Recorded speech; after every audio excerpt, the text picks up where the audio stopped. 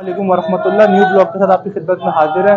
आज का ब्लॉग हमारे एक दोस्त है, बड़े अजीज, उन्होंने अपना स्कूल बनाया है, जिसकी इन्फॉर्मेशन उनके मुंह से हम जाके खुद मालूम करते हैं, उनके बारे में जानते हैं कि उनके स्कूल का क्या प्रोसेस है, क्या फीस है, बच्चों को किस तरह की तालीम फ़रोग़ कर रहे हैं। आइए उनसे मिलते हैं, उनके बारे में जानते हैं। स्कूल है आमिर एजुकेशन के नाम पे। आइए आमिर भाई से मिलते हैं और उनके ख्यालात के बारे में जानते हैं कि उन्होंने बच्चों की तालीम के लिए किस तरह की फैसिलिटीज़ यहाँ रखी हुई हैं।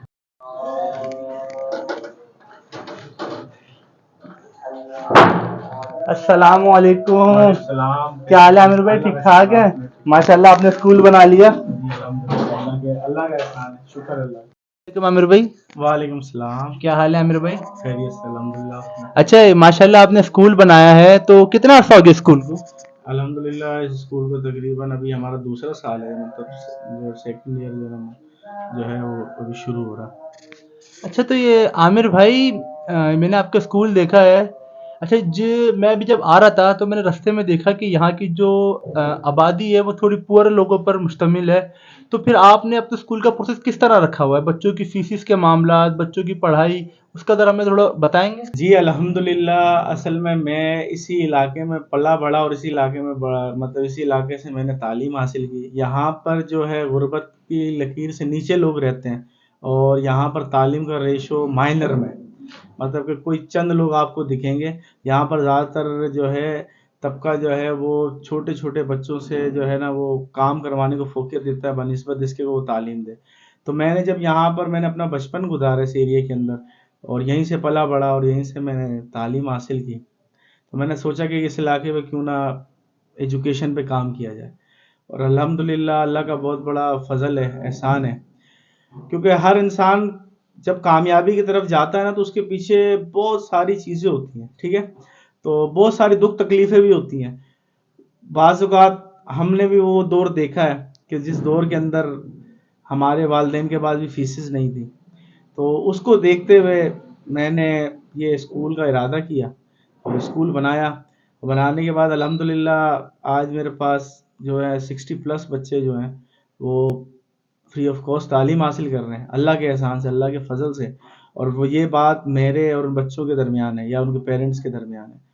ज़्यादा लोगों को, मतलब टीचर्स को भी पता नहीं है, क्योंकि आपको पता है अच्छा हमारे। आमिर भाई, ये बताएं कि जो ये यूनिफॉर्म का प्रोसेस होता है कोर्स का, क्योंकि आजकल जो मुझे सूरत हाल है, यूनिफॉर्म कोर्सेज की जो रेट्स हैं वो इतने हाई हो गए हैं कि गरीब बंदे की अफोर्ड में नहीं है। तो क्या कोर्स भी आप लोगों को फ्री दे रहे हैं? बुक्स भी और यूनिफॉर्म के बारे में बताएं कि लोगों का फ्री दे रहे हैं या उनकी फीस लेते हैं या हाफ पेमेंट पे लेते हैं, इसके बारे में ज़रा बताएंगे? देखिए, सबसे पहले तो मैं आपको बताता चलूँ कि मैंने यूनिफ़ॉर्म जो है वो एक सिंपल ब्लू कलर में लिया हुआ है कि जो आप आम बाज़ार से भी ले सकते हैं, कि मतलब एक मतलब कैजुअल इस्तेमाल की जो पैंट लोग इस्तेमाल करते हैं वो मिल जाती है, कैजुअल शर्ट मिल जाती है। और इसके साथ साथ भी अगर आप देखें कि कोई बच्चा अगर जिसके पास यूनिफ़ॉर्म नहीं है वो हमारे स्कूल में आ सकता है, तालीम ले सकता है, उसको कोई हर्ज नहीं है, ठीक है? और मैं आपको एक और चीज़ बताता चलूँ कि कोर्सेज़ के हवाले से मैं आपको बताऊँ कि हमने जो बुक्स हैं वो बिल्कुल मतलब इतनी कॉस्टली कम रखी हुई है कि एक मेरे ख़्याल से 1000 या 1500 के अंदर पूरा कोर्स मुकम्मल आ जाता है। और अगर उसमें भी बाज़ स्टूडेंट हैं कि जो नहीं अफ़ोर्ड कर सकते, तो उनको हम कोशिश करते हैं, अच्छा जो क्लास में से बच्चे चले जाते हैं, अल्हम्दुलिल्लाह मैंने बच्चों की स्किल्स पे काम किया हुआ है। बच्चे खुद से मेरे साथ बहुत जो है वो ताउन करते हैं। मिसाल के तौर पे कोई 5 क्लास वाला बच्चा 6 क्लास में अब जाता है, तो वो 5 क्लास का कोर्स मुझे ला के दे देता है कि सर ये किसी भी बच्चे को आप दे सकते हैं। या वो कोई बच्चा हाफ पेमेंट का तकाज़ा कर लेता है ताकि वो अपना 6 का कोर्स कर ले, 6 का कोर्स मुकम्मल कर ले। तो इस तरीके से हम जो है उसको मतलब कि रिसाइकिल कर लेते हैं। सर ये बात आपकी मुझे समझ आई, लेकिन आप तालीम फ्री ऑफ कॉस्ट बच्चों को दे रहे हैं, लेकिन आपके पास जो टीचर्स हैं, क्या वो भी बच्चों को फ्री ऑफ कॉस्ट तालीम दे रही हैं या उनकी सैलरी या उनके जो अखराजात है वो अपनी जेब से करते हैं? इसके बारे में ज़रा बताएं। अल्हम्दुलिल्लाह उनके जो अखराजात हैं वो अल्लाह के फ़ज़ल से हम पूरे करते हैं और जितना भी मेरे पास स्टाफ़ मौजूद है तमाम को मैं सैलरी प्रोवाइड करता हूँ, चाहे मुझे जेब से देनी पड़े। और मेरी फ़ीस जो है वो बड़ी मतलब मुनासिब हमने रखी हुई है। हमारे बच्चों की जो फ़ीस है वो तकरीबन 500 से 700 के अंदर-अंदर हम लोगों ने फ़ीस रखी है। अच्छा, तो आमिर भाई, फिर हम एक काम करते हैं कि आपके साथ क्लास में चलते हैं, कुछ असातिज़ा के बारे में और कुछ स्टूडेंट्स के बारे में अगर आप उन्हें तालीम दें, कुछ समझाएं, ताकि हम ये बता सकें कि इस स्कूल के अंदर आमिर भाई किस तरह की तालीम प्रोवाइड कर रहे हैं, असातिज़ा के लिए भी, स्टूडेंट्स के लिए भी। अगर आप कहते हैं, अगर आप इजाज़त देते हैं तो हम चलते हैं, उनकी वीडियोस भी बनाएंगे और उनकी तालीम को आगे बताएंगे कि सर आमिर का जो स्कूल है आमिर एजुकेशन के नाम पर, वो किस तरह की तालीम या फ़रोग़ कर रहा है। अल्हम्दुलिल्लाह हम बच्चों को भी डेली बेसिस पे लेक्चर की तरफ हम मतलब लेक्चर के जरिए उनके स्किल्स पे काम करते हैं। इसके साथ साथ अच्छा, अभी अगर ये लेक्चर आप हमारे को दे के दिखाएंगे, अगर हम चलें, ताकि हम इस वीडियो में बता सकें अपने ऑडियंस तक, अपनी आवाम तक ये मैसेज पहुंचा सकें कि किस तरीके की तालीम दी जा रही है। बिल्कुल, हम अपने स्टाफ के सामने भी मैं आपको बताऊंगा किस तरह मैं उनके स्टाफ पे अपनी वर्किंग करता हूँ और किस तरीके से मैं अपने स्टूडेंट पे वर्किंग करता हूँ। ये तमाम चीज़ें मैं आपको बिल्कुल वीडियो पे भी बना के। चलो ठीक है सर, फिर हम टाइम ज़ाया करने से बजाय पहले इस क्लासेस में चलते हैं और देखते हैं स्टूडेंट्स की तरफ। अस्सलाम वालेकुम। कैसे हैं आप लोग? सब ठीक खैरियत से हैं? अच्छा, आज हमारा टॉपिक है कामयाबी के असूल। कामयाबी के असूल। अच्छा, कामयाबी के असूल 3 तरह के होते हैं। कितने तरह के होते हैं? 3 तरह। हम इसको इस तरीके से ले लेते हैं, ये क्या है? ट्रायंगल है। अगर हम 3 चीजों पर अगर अमल करें तो हम कामयाब हो सकते हैं। पहली चीज क्या है? क्या लिखा है मैंने? नीयत। क्या लिखा है? नीयत। नीयत क्या होती है? नीयत क्या होती है कि हम लोग किसी भी चीज का इरादा करते हैं अपने दिल के अंदर। क्या करते हैं? इरादा करते हैं, अपने दिल के अंदर इरादा करते हैं कि यार ये काम मैंने करना है, ठीक है। अच्छा, अब उसी की एक अच्छी नीयत होती है और एक क्या होती है? बुरी नीयत होती है। तो कामयाबी के लिए नीयत का नेक होना जरूरी है। नीयत का नेक होना जरूरी है। तो नीयत जो है आपकी क्या है? किसी भी काम करने के लिए आपकी नीयत जो है मुखलिसाना होनी चाहिए कि किसी भी काम करने का आप जैसे अगर आप उसको बैड कॉप की तरफ आप सोचोगे तो आपका क्या होगा? सरासर या आप कभी भी फिर कामयाब नहीं हो सकते। कभी भी कामयाब आप नहीं हो सकते, ठीक है। तो नीयत डिपेंड करती है आपकी कामयाबी के लिए। नीयत डिपेंड करती है आपकी कामयाबी के लिए। नंबर 2, दूसरी,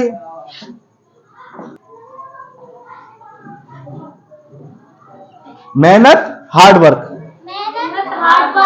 ठीक है, हमारी कामयाबी के लिए मेहनत बहुत ज्यादा इंपॉर्टेंस रखती है कि हम अगर हम कामयाब होना चाहते हैं तो हमें मेहनत करनी पड़ेगी। अच्छा, मेहनत कैसे करनी पड़ती है? बाज लोग ऐसे हैं कि इस दौर के अंदर मेहनत के भी अलग अलग कैटेगरीज हैं, ठीक है। और हम लोग क्या सोचते हैं कि यार मेहनत एक ही जगह में लगे मेहनत कर, नहीं, आप उसके गोल्स बनाएं, उसको समझे कि इस चीज में हम जिस डायरेक्शन में मेहनत। अब आने वाला दौर क्या है? टेक्नोलॉजी का दौर है, आईटी का दौर है, ठीक है। तो अब वहां पर मेहनत हमने किस तरीके से करनी है? हमने क्या करना है? अपने स्किल्स डेवलपमेंट करने, अपने स्किल्स पे काम करना है, अपने स्किल्स को हमने उजागर करना है। दुनिया का कोई भी इंसान जो है वो, हर इंसान जो है वो यूनिक है, उसके अंदर कोई ना कोई अल्लाह ताला ने सलाहियत रखी है। अब वो ये उस पर डिपेंड करता है कि वो अपनी सलाहियत को किस तरीके से निखारता है, किस तरीके से निखारता है अपनी सलाहियतों को, और किस तरीके से अपनी सलाहियतों को उजागर करता है। तो मेहनत के लिए आपने अपने अंदर सबसे पहले किस पे काम करना है? स्किल्स पे काम करना है कि यार इस चीज का मैं माहिर हूं या इस चीज में मैं काम कर सकता हूं या अपने ऊपर। अच्छा, और हर इंसान के अंदर क्या होता है? कोई ना कोई गुड कॉप होता है और कोई ना कोई बैड कॉप होता है। तो अपने बैड कॉप के ऊपर देखें कि ये मेरा बैड कॉप है, इस बैड कॉप पे मैं किस तरीके से मैं इसको आगे जो है ना अपने आप को आहिस्ता आहिस्ता जो है ना धीरे धीरे से अपने बैड कॉप को, अपनी चीजों को देखकर उसको खत्म करना। और एक और चीज बात है, एक और अहम बात क्या है कि हम क्या करते हैं? हम बोलते हैं कि सामने वाला बंदा है वो गलत है। वो जी फला जो है बंदा था, वो जी मेरे जो दोस्त है उसने मेरे को जी पेन नहीं दिया तो मेरे साथ ये हो गया। वो फला जो मेरा बेटा उसने बुक नहीं दी, मेरे साथ ये हो गया। उसने जो है मेरे क्वेश्चन के आंसर पे निशान नहीं लगाया, मेरे साथ ये हो गया। अक्सर जो स्टूडेंट्स होते हैं वो इस तरीके के बहाने कर रहे होते हैं, लेकिन वो मेहनत से जी चुरा रहे होते हैं। किससे जी चुरा रहे होते हैं? तो जिस बच्चे ने क्वेश्चन के आंसर निकाला तो उसने भी तो मेहनत की है ना, उसने मेहनत की है। अच्छा, एक और हमारे अंदर क्या सिस्टम होता है कि हम लोग अक्सर देखो, वो जी पेन दे दो, वो आगे से बोलता है नहीं मेरी अम्मी ने मना किया। दूसरा क्या होता है? वो जी बुक नहीं भाई, मेरे फलां टीचर बोलता नहीं बुक फाड़ दोगे। कोई भी वो इंसान कभी तरक्की नहीं कर सकता जो शेयरिंग नहीं कर सकता, जो शेयरिंग नहीं कर सकता, ठीक है। बिल गेट्स एक आपको पता है एक मशहूर और अमीर तरीन दुनिया का इंसान था बिल गेट्स ने क्या किया था? बिल गेट्स आपको कामयाबी के असूलों में से एक असूल ये बताता है कि अगर आप जब तक अपने स्किल्स को दूसरों के साथ शेयर नहीं करेंगे तो आप कामयाब नहीं हो सकते। तो हमने शेयर करना है, हमने अपना नॉलेज शेयर करना है। हम लोग डरते हैं अक्सर, अगर टीचर उस्ताद कुछ सवाल आपसे पूछ लेता है तो आप लोग एकदम से डर जाते हैं, आप लोग खौफजदा हो जाते हैं। हालांकि आपके जहन, आपका जो ब्रेन होता है वो काम कर रहा होता है उस चीज के बारे में और उसको देख रहा होता है, तो उसका आंसर भी आपको आ रहा होता है, लेकिन आप थोड़ा सा क्या है, इम्पावरिंग की वजह से थोड़ा डरते हैं और उसका जवाब नहीं देते। तो कभी भी आप फिर कभी भी दुनिया में माशरे के अंदर जी नहीं सकते, क्योंकि आपको अपनी पावर जो है वो दिखानी पड़ेगी और इसके साथ साथ अपने स्किल्स जो है वो आपको डेवलप करने पड़ेंगे, स्किल्स आपको आगे बढ़ाने पड़ेंगे। इसके साथ साथ नियत और मेहनत, नियत और अच्छा जी, अब आखिरी क्या रहेगा? तीसरा असूल, इसको आप इखलाक, रवादारी,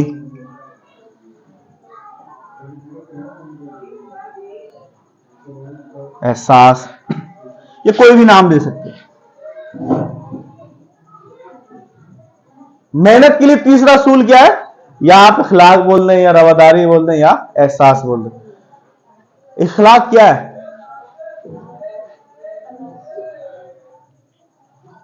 इखलाक तमीज, एक बच्ची ने बोल दिया। तमीज मतलब रवादारी। रवादारी क्या है? कि दूसरों के साथ आपका किस तरीके का बिहेवियर है, किस तरीके से आप बात करते हैं। हुजूर सल्लल्लाहु अलैहि वसल्लम ने फरमाया कि माज में तुम्हें पूरे दीन का खुलासा बताऊं, तो माज बिन जबल ने फरमाया जी बताएं। तो आपने जबान को पकड़ा और कहा ये जिसने इस पे काबू पा लिया उसने दीन पे काबू पा लिया। मुख्तलिफ आप जो है हदीस सुनते हैं। तो इखलाक क्या है? इंसान की जिंदगी का बेहतरीन नमूना है। आप माशरे के अंदर रहते हैं, जब आप माशरे के अंदर रहते हैं तो आप प्यार से हर काम करवा लेते हैं, ऐसे ही ना इखलाक से आप हर काम करवा लेते हैं। इखलाक के लिए सबसे पहली चीज पता है क्या है?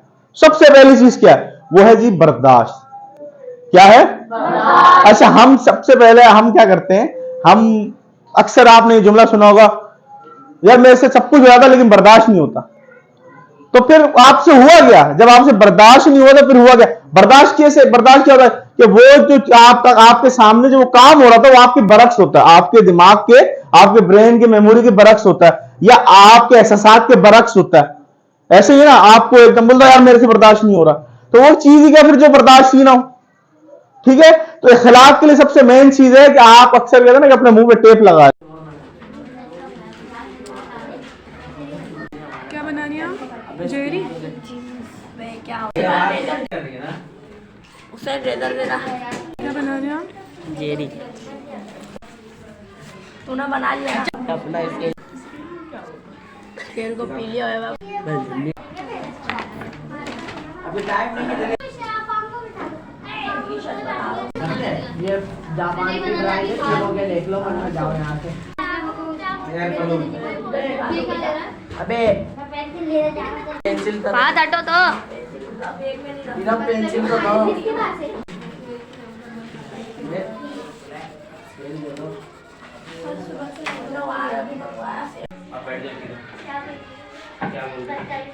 क्या बना रही हैं आप? आइसक्रीम बनाया बेटा आपने? पीकू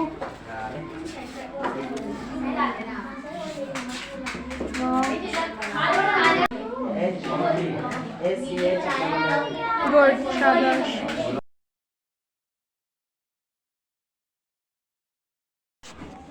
क्या बना रही हैं आप? मैंने वो लड़का बनाया। फिंगर रखो। ये रखना है शाबाश।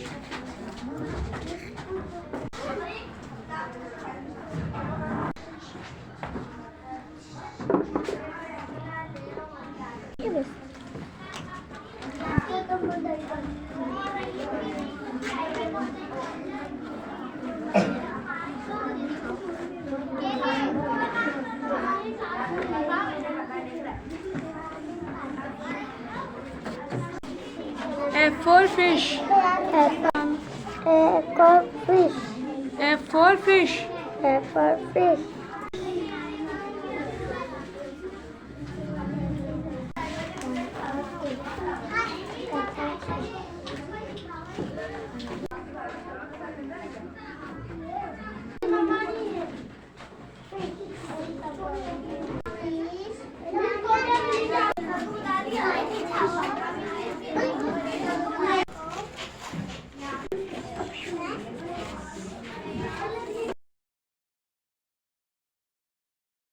बेटा आप? 5 ठीक है, 5 क्लास में आप? आपने क्या बनाया फ्लावर एक्टिविटी में? ओपन करके दिखाएं।